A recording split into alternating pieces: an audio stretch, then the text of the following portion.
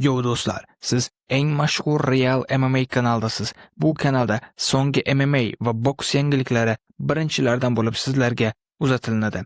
Obuna bo'lib qo'yishni unutmang. Biz boshladik. Assalomu alaykum.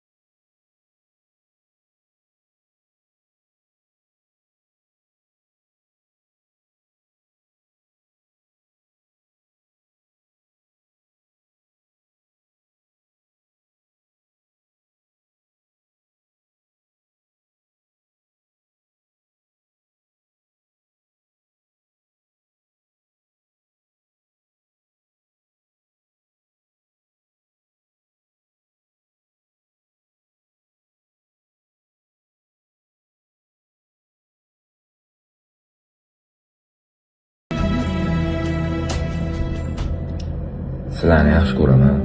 Meni unutmasliklaringizni ichimdan yuragimdan sezaman. Yuragimdan bilaman. Meni profilimni zeriktirmaysizlar degan umiddaman.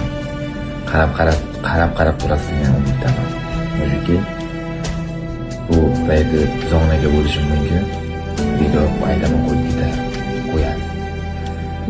Sizlarni yaxshi ko'raman. Meni ko'rib turganingiz siz mujik hali uchrashamiz xudo xohlasa. 1 yilda, 1,5 yilda siz bilan hali uchrashamiz. Islom Maxachevni men yuta olaman.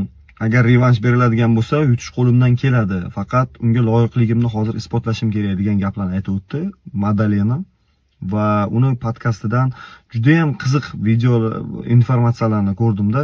Ya'ni Maxachev bilan masalan urushayotganda u aytib o'tyaptiki, haqiqatan ham Maxachev stoykada juda ham kuchli kontrol qila oladi. Va aytayaptiki, agar men masalan o'zi bilasizlar boksdan chiqqan Madalena, agar men boksdan balkim janglarga chiqqanimda bunday natijaga yeta olmagan bo'lardim. Mendan yaxshi boksyor chiqmasligini bilgan edim degan bir ma'nolarda gap o'tgan. Umuman o'zi haqiqatan Maxachevni kontroli, ularni kurashga bo'lgan usuli haqida juda ham ko'p haqiqatan informatsiyalar bor. Masalan, Dustin Poirier Maxachev bilan urushganda aytayaptiki, haqiqatan meni Maxachev boqqan vaqtida men birdaniga bo'g'ilish his qildim. Ba'zida bilasizlar, ko'z oldi sekin qorong'ilashadi. Sizda boqqandan keyin sekin kislorod yetib borishi kamayadi va sekin ko'zingiz oldida qorong'ilashni boshlaydi.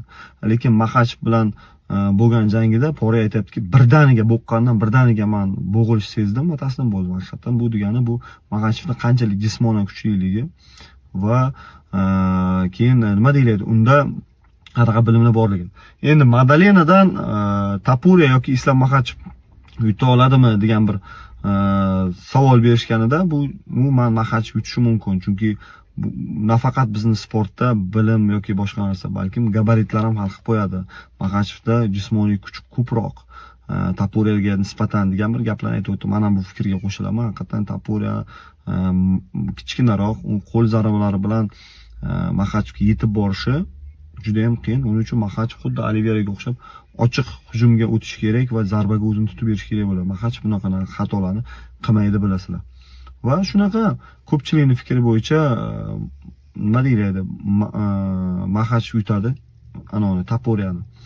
Masalan, ko'pchilik shu narsani o'ylayapti, lekin Topuriyaga ham imkoniyat berayotganlar bor. Topuriya faqat bitta imkoniyat bor, nokaut qilishi. Bolevoy qilib yutishi Islom Maxachevni menimcha bu aqlga sig'maydigan narsa. Balkim har narsa bo'lishi mumkin. Buni ham aytib bo'lmaydi do'stlar. Shunaqa